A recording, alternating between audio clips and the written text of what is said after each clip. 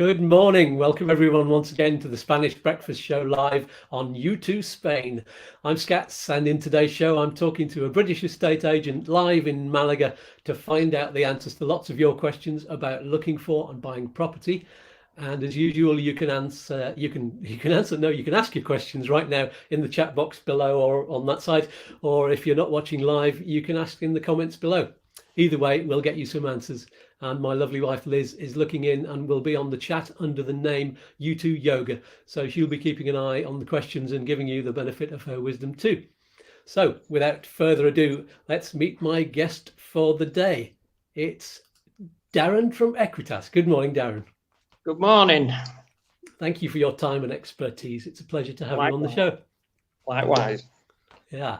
So we'll get straight into the questions because I'm sure there's people watching and they've got valuable time too. So we had loads of questions about mortgages, but we'll get onto that later.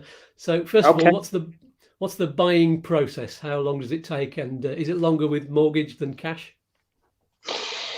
Yes, it can be. So the process basically, once you've actually found a property that you want, is a reservation contract. So you've seen the property of your dreams, you've decided that you want to buy it, and you put down a reservation. So a reservation, basically what a lot of people don't realise is you can actually stipulate on that reservation contract the terms. So for instance, if you are going down the road of you need a mortgage, then you can stipulate on that reservation contract, which is usually €6,000, to secure the property and bring it off the market. You can stipulate on the reservation contract that it's subject to mortgage. It doesn't mean that they would the buyer and perhaps the other agent would agree always, but if you say we've not yet got a mortgage in place, which is a reason to already have a pre-approval, which is always handy before you start looking, rather than we want to reserve this property and then we want to look for a mortgage. You can stipulate it's subject to mortgage. So for whatever reason we don't get a mortgage, you don't lose your €6,000 and you get your €6,000 back. If you're a cash buyer, that's a lot easier. You put the €6,000 down. Basically, that brings the property off the market, and nobody can go in thereafter, so to speak, and say, well, to the buyers, well, we're prepared to give you 10 grand more. It's kind of locked in from that stage. No gazumping anymore. Good. No gazumping, exactly. So, what you need to be aware of is being able to get, using a decent agent, basically, to put stipulations in that contract as to the scenarios where you would lose the deposit and the scenarios where you would get the deposit back. A cash buyer is obviously very different, because the one stipulation where you would lose your deposit is if you just change your mind.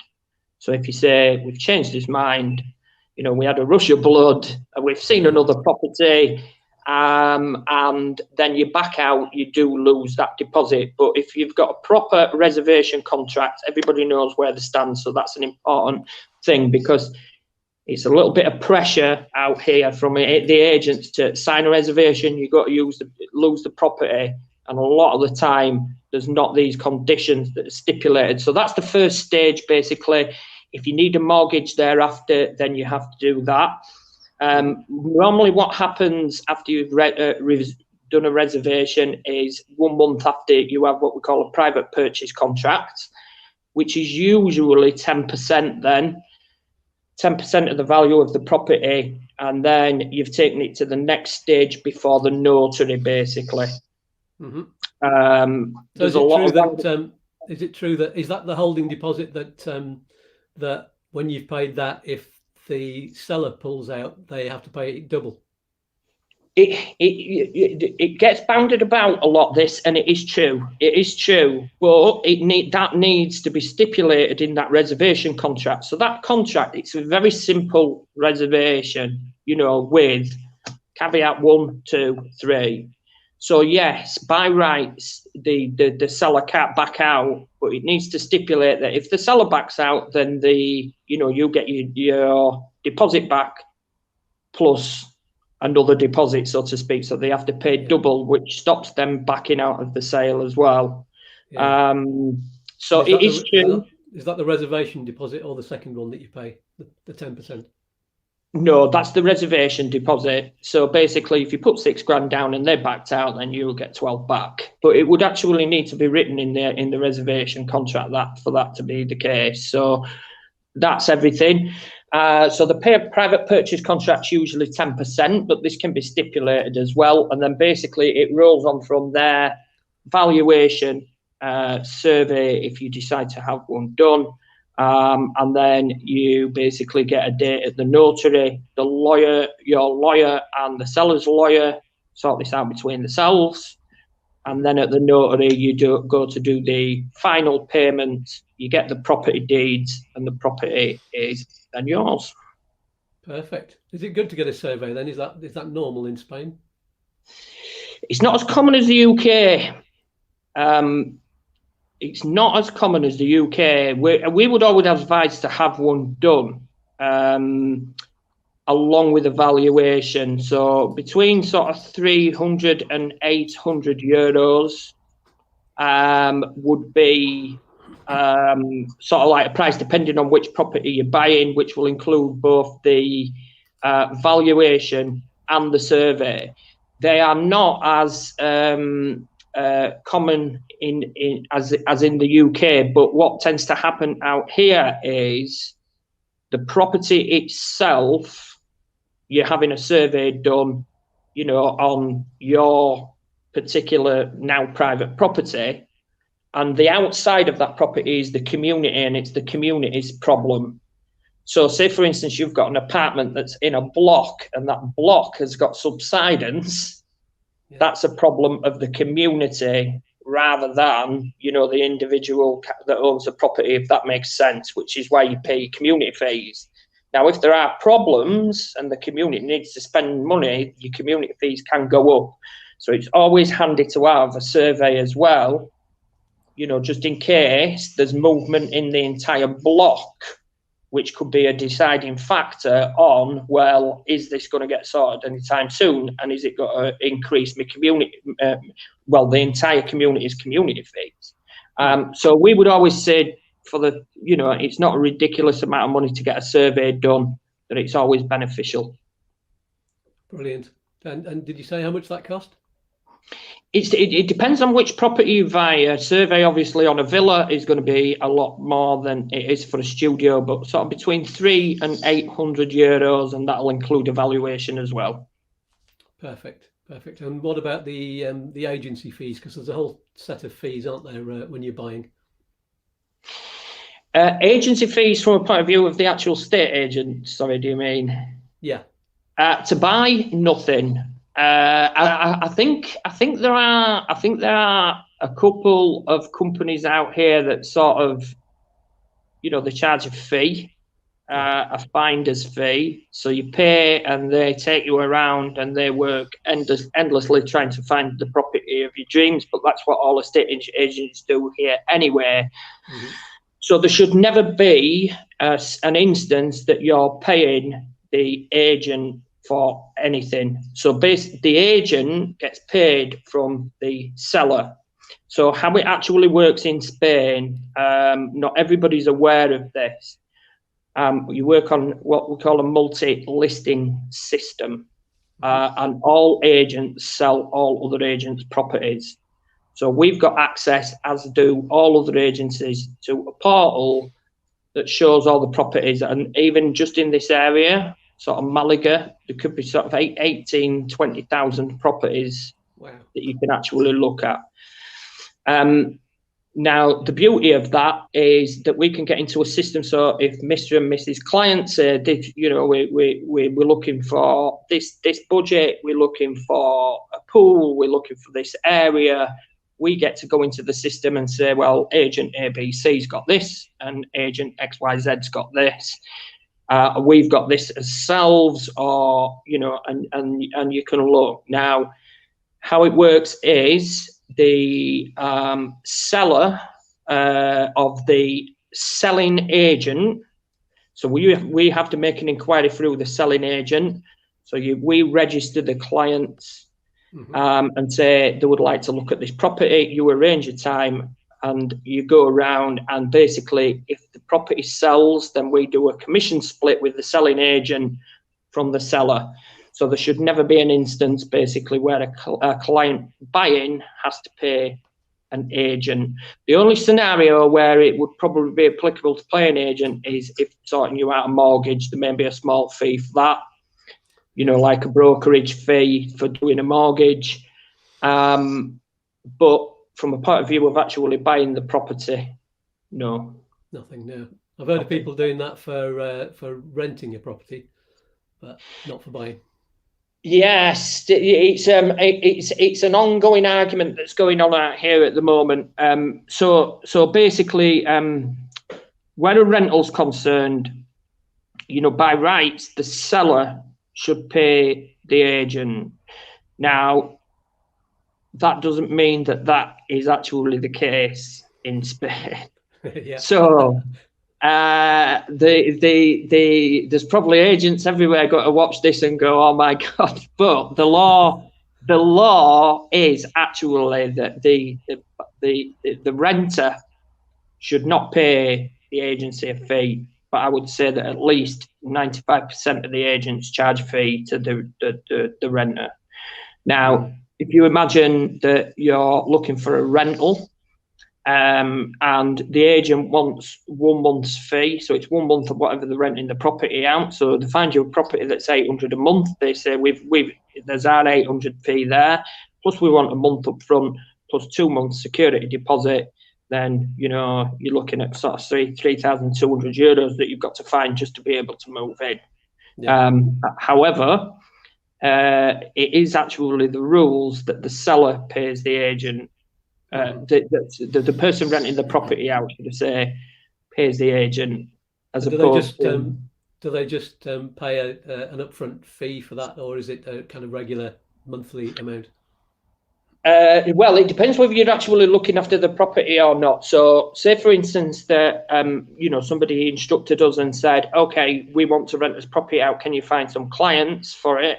You know, the part of the agent as well is to vet those clients for suitability, references, make sure they're not going to trash the place, and that you know that they can afford it, that they're in jobs, etc. So that's the part of the agent to actually market it, find the clients, and make sure the clients, you know, minimize any risk of not being for the person renting the property out, that they're not going to get paid in the long term, etc. Put the contracts together, and basically once then they've signed the contract and moved in, then that's when an agent should by rights then charge the person renting out the property usually 1 month's rent for the work that they've done to find the clients, do the contracts. Now thereafter, if you're looking after the place, so you're doing inspections, you're dealing with the client directly for any, you know, if anything's going wrong, if they need any works doing on the house, any sort of questions that they've got, you know, me electric's gone off kind of thing, then you charge like a monthly ongoing fee, you know, for looking after the property for the renter, for the person renting the property out, which is popular with people that are renting out that are not actually in the country. Yeah. Yeah. Cool. We're getting lots of great information now for people listening. If you like what you hear, then do click on the like button. We've got quite a few people online, but nobody's asked any questions yet, so I'll ask you the next question. So what are the sort of most and least expensive areas to buy? I know do you deal with the whole of Andalusia, or do you kind of mainly around Malaga? Yeah, mainly around Malaga. So we would, as a rule of thumb, it really does depend. So we have gone inland. We've got a property for sale in Cartamar, which is the furthest away, and it's kind of a scenario where we go, okay, we're probably not the best agent to deal with this just by geography. So we basically work from Fuengirola to Estepona, and everywhere in between. So you've obviously got Marbella and Portobello's. So on this stretch of coast, if you're thinking about the whole of Spain, you know, Almeria and Murcia are a lot cheaper than the Costa del Sol. Yeah. You can get more for your money up there, but I suppose it's a little bit like the north and south of England. Mm-hmm. You know, you can buy a house cheaper in Yorkshire, where I'm from, by the way. You can't tell. You can buy a house cheaper in Yorkshire than you can in the centre of London. So I suppose it's a little bit like that. The Costa del Sol is definitely more expensive than Murcia, Almeria. Here, in the area that we cover, Portobello will definitely be one of the contenders for the most expensive. Mm-hmm. And Portobello is very famous. If you've ever been to the marina there, you realise the kind of wealth that there is in that area. Mm-hmm. Nueva Andalucía and Marbella are expensive. Mm-hmm. And, you know, then you've got places like El Faro, which a lot of people don't even realise is there for some reason. I've not heard of it. El Faro is one stop before La Cala de Mijas. And La Cala de Mijas is expensive. It's not super expensive, but it's expensive, but it's gorgeous and very, very popular. El Faro is just before La Cala. In certain circumstances, you could walk to La Cala quite easily. It's quite rural at the moment. There's not a lot of building going on. Well, there's building going on there now, and it's got to get more and more. But the property prices there are great. So in the entire stretch that we cover, I would have said that the cheapest is probably you know, sort of El Faro area. Riviera. Say again, sorry. Where are people buying at the moment then? Are there a lot of people buying the expensive properties, or is it has it changed since Brexit? Well, it's hard. It's really difficult to say at the moment because obviously nobody's been able to come over.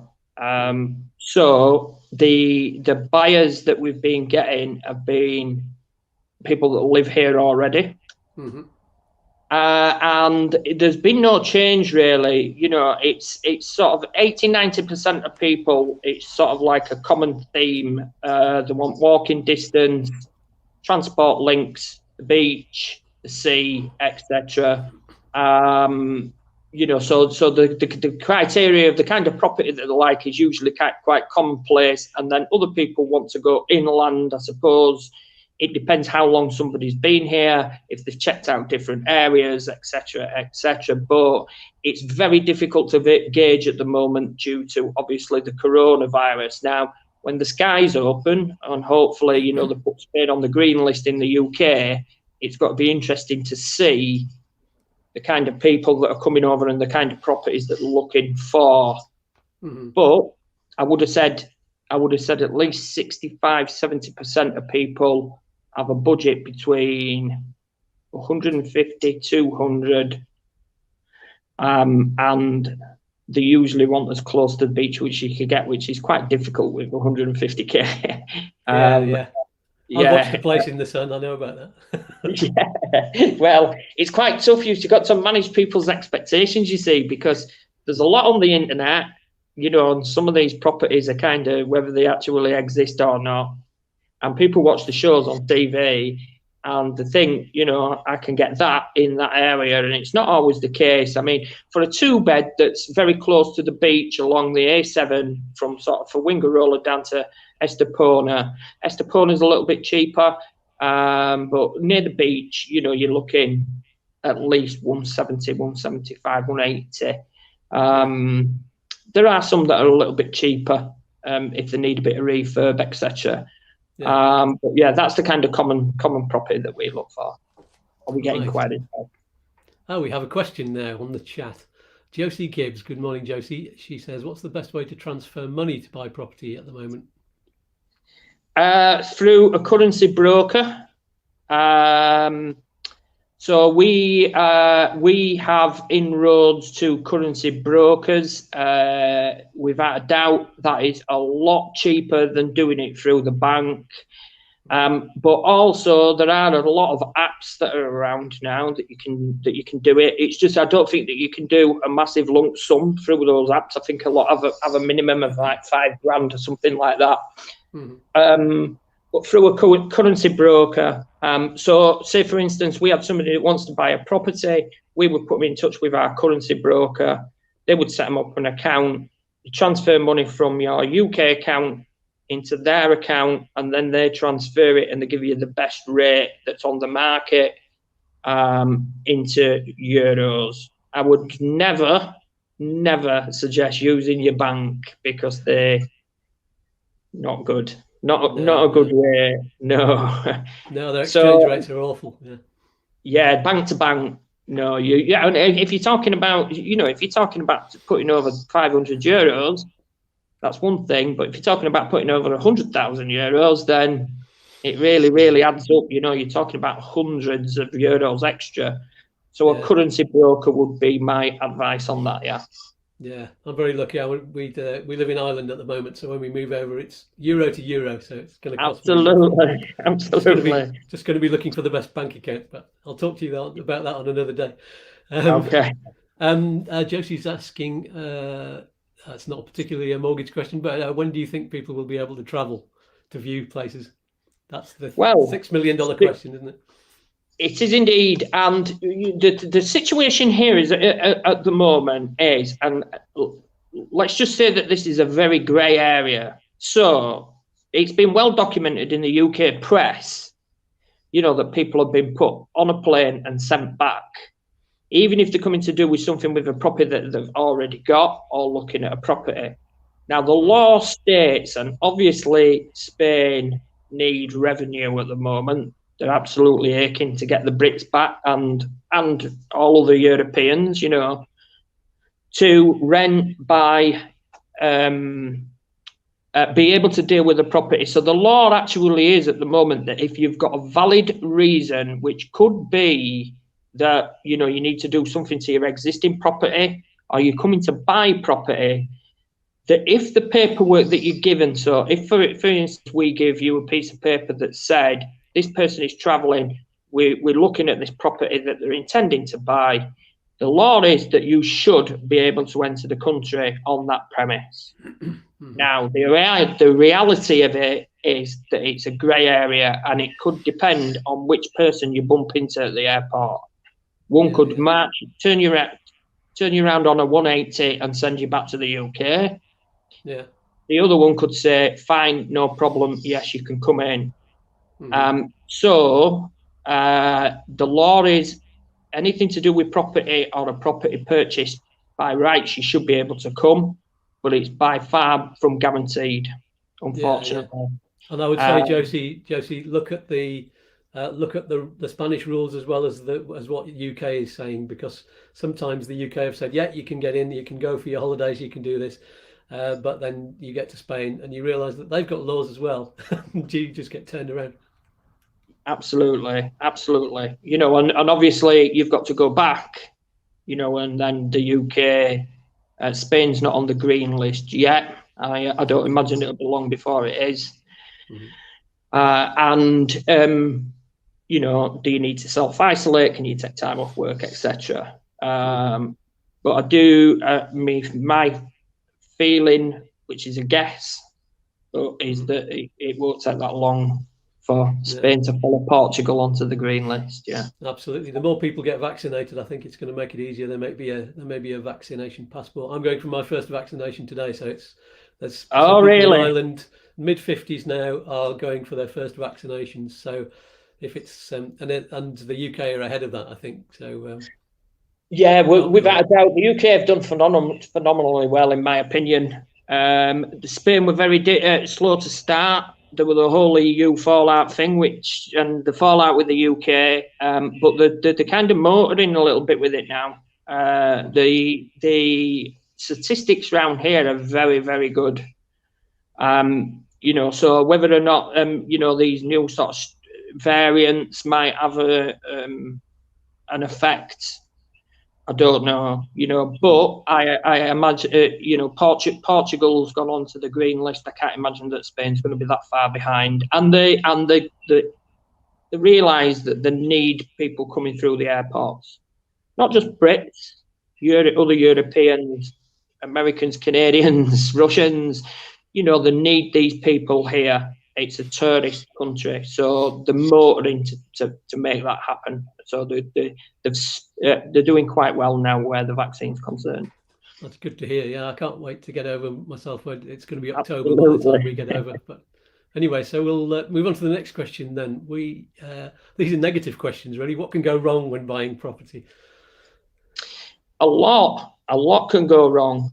But it's a situation where if you pardon the pun, if you lay the foundations proper, nothing should go wrong. Are the problems with properties in Spain? Yes. Is there a lot of red tape? Yes. Does it work like the UK? Absolutely not. It's just the nature of the country and how it works. Processes, the internet's not been embraced really. There's a lot of papers and stamps and etc. Now, when you're buying a property, again, that reservation contract, which I keep going back to, basically needs to stipulate everything, and the lawyer is paramount. Now, we have a couple of lawyers that we use. We do not receive a commission by putting people onto those lawyers. Nothing, not even a let's take you out for dinner, So the reason that we use them is because they're good at what they do. Now, if you've got a proper lawyer, by rights, nothing should be able to go wrong. So if there's any illegalities with that property, they will be found by the lawyer. If there's any debt on the property, if they've not paid the electric bill for 2 years, you need to make sure that debt's not going to go. The debt's against the property. You need to make sure that all that's sorted. So the lawyer is paramount. So things can go wrong with illegalities. Sometimes it throws up. Well, we've found this. The land border's not correct. Somebody's built something on the property without permission. It's not on the escritura. I've heard these horror stories. That was going to be one of my other questions. All these horror stories from the past. It's a lot safer to buy now, isn't it? It is. Well, the images of people getting their houses bulldozed on British TV were not good for Spain, and they're not stupid. They're not stupid. So all of that, which were in the press them years ago, where people were buying properties that were on land that wasn't permitted, and then the bulldozer were coming around and knocking somebody's house down while they stood there watching it. That didn't do Spain's economy very well, particularly the market. So they tidied that up. They tidied that up, and the situation is we can never 100% guarantee that it's not going to throw up some illegalities when the lawyer looks into the legality of the property, if you like. But 9 times out of 10 they can iron those out, and if they can't, you get your deposit back. But this is where the lawyer's paramount.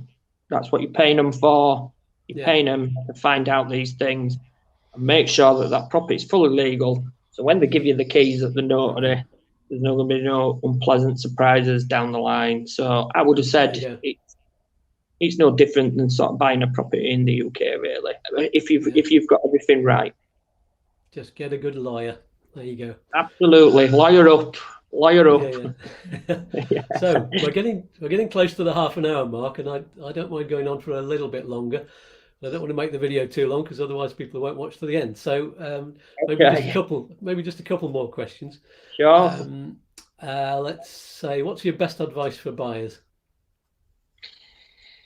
So I'm going to the default answer here, but a good lawyer, a good agent, an agent that's got to answer your questions after 5 o'clock at night. not like we shut and don't come back to emails 3 days later. So a good agent and you build a rapport with that agent and get to know each other. But definitely the lawyer is paramount to everything going through proper. Any guidance, any questions, you can ask the agent questions, but that would be my absolute best advice, that they'll get a lawyer and get a pre-approval on a mortgage, which puts you in a very strong position when you get here.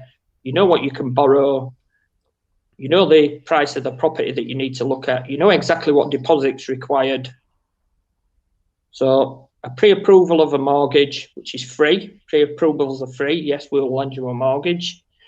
And a good lawyer would be my absolute 100% advice. Brilliant. And we'll finish up with that. Have you got any amusing stories of things that have happened? I was thinking about this morning, and I'm like, amusing stories. And one of the amusing things is what I was saying earlier about people's expectations. Like, where's my 4-bed villa? I've got 120 grand. But one particular story, we took a couple, Jackie and Helen, and I got on phenomenally well with these two. We had a great time looking, and we struck up a friendship. We drink wine now. They've moved here. And they were the typical couple of, we want to be near the beach, etc. And I was saying, they were saying, don't take me up the hill. We don't want to go up the hill. And what they mean by that is sort of Calahonda Riviera area. As you go up the hill, we're talking right at the top of the hill. We're talking in the car here, sort of 6 minutes to the beach. It's not the end of the world, but most people can't get, And I was saying, I've got this property in Upper Calahonda. We don't want to see it. We don't want to see it. And I just took them anyway, basically. And I could see them in the back of the car going, like nudging each other, saying, he's brought us up the hill. He's brought us up the hill. And I said, just bear with me. And we opened the door and Helen started crying. All right. And I thought, oh my God. I've done it now. That's a relationship breakdown, a professional relationship breakdown, and they literally both cried because they loved the place that much. It was twice as big as the properties they'd been looking at that were beachside. They loved it immediately. So, for a split second, I thought, oh, I've done it now, because she cried when we opened the door, but it was tears of joy, and they bought it, and they've not looked back since. So that's quite an amusing story, which we still talk about when we meet. So what did they do? Did they buy skateboards so they could get down the hill again? Well, they drove. They've got a car. It's hard to see past. People want to be able to walk to the beach, but when you only live six minutes away from it. Buy a car, or if you're drinking, €8 in a taxi.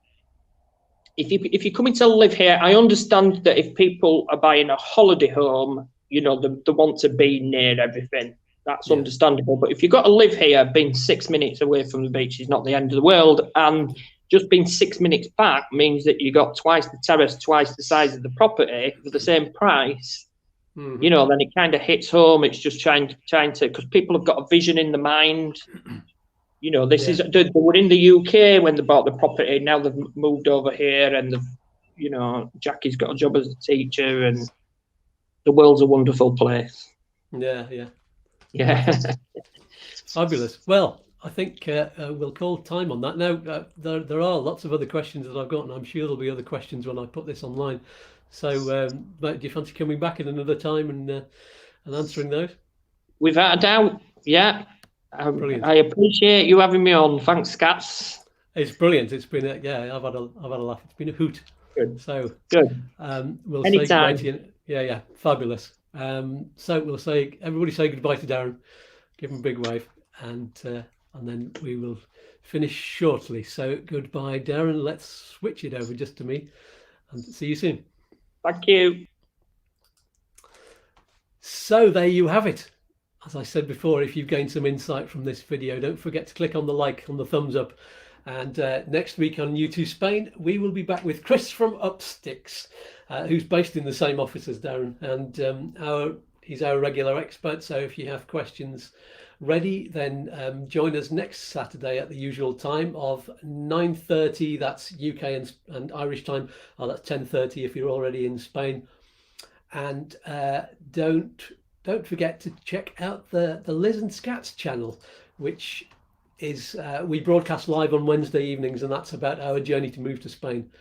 And also we talk about health and weight loss as well, because we've both lost an amazing amount of weight in the last year. So that's all part of our ongoing journey to health and sunshine. And then there's U2 Yoga, which is Liz's own channel, where you can have free yoga and meditation classes. And she's also got a U2 aromatherapy. And we have t-shirts for all of those channels on our merchandise page, just like this one, the U2 Spain, and all of the links can be found in the description below. So just pop down to the description and you can click there and have all of that. So that's all for this week. Thank you so much for tuning in. Please subscribe and click on the bell. Where is it? Ting! And if you haven't already, and I will see you soon. So peace and love. See you next week. Bye-bye.